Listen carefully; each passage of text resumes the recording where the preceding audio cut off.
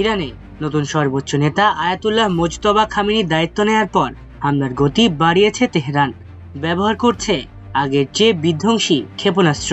দফায় দফায় প্রতিশোধমূলক হামলা চালিয়ে যাচ্ছে গণহত্যাকারী ইসরায়েলকে লক্ষ্য করে।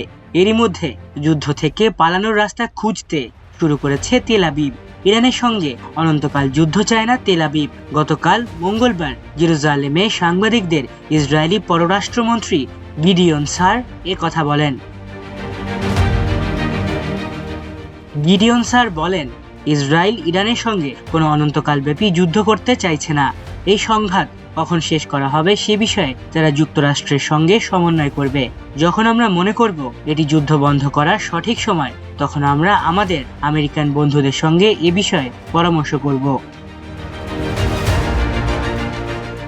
2026 সালের শুরুতে ইরান ইসরায়েল সংঘাত মারাত্মক রূপ নিলেও ইসরায়েল মূলত কৌশলগত, অর্থনৈতিক এবং সামরিক সীমাবদ্ধতার কারণে দীর্ঘস্থায়ী পূর্ণাঙ্গ যুদ্ধ থেকে দূরে থাকতে চেয়েছে।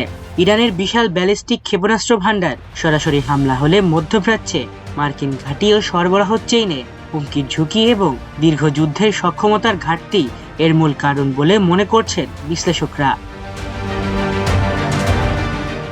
এদিকে অনেক মার্কিন সেনা ইরানের যুদ্ধে যেতে চান না এমন তথ্য প্রকাশ করেছে কনসিয়েন্স অ্যান্ড ওয়ার নামের অলাভজনক এই প্রতিষ্ঠান। যুক্তরাষ্ট্রের অনেক সেনা সদস্য যারা সংঘাতে যেতে চান না, তারা অনবরত কল দিয়ে যাচ্ছেন তাদের আপত্তির কথা জানানোর জন্য। গতকাল মঙ্গলবার এক প্রতিবেদনে এ তথ্য জানিয়েছে কনসিয়েন্স অ্যান্ড ওয়ার সংস্থাটি।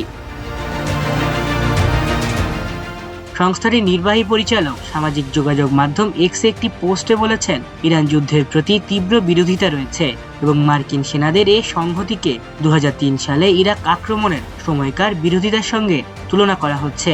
সেন্টার অ্যান্ড কনসায়েন্স অ্যান্ড ওয়ারের নির্বাহী পরিচালক মাইক প্রিজনার এক্সে লিখেছেন, ফোন অবিরাম বাজছে।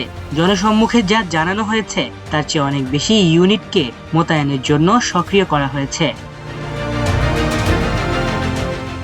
গত এক সপ্তাহে এক প্রতিবেদনে জানানো হয়, যুক্তরাষ্ট্র ইরানে বিশেষ বাহিনী পাঠানোর কথা বিবেচনা করছে, তবে আরো ব্যাপক পরিসরে সেনা মোতায়েনের গুঞ্জনও শোনা যাচ্ছে। এদিকে মার্কিন সেনাবাহিনী তাদের 82তম এয়ারবোর্ন ডিভিশনের স্থলযুদ্ধে পারদর্শী কিছু সেনার একটি বড় প্রশিক্ষণ মহড়া বাতিল করেছে। অন্যদিকে ফক্স নিউজকে দেয়া এক সাক্ষাৎকারে হোয়াইট হাউসের প্রেস সেক্রেটারি ক্যারোলিন লেভিট যুক্তরাষ্ট্রে আবার বাধ্যতামূলক সামরিক সেবা বা ড্রাফট চালু করার সম্ভাবনা উড়িয়ে দিতে অস্বীকার করেছেন।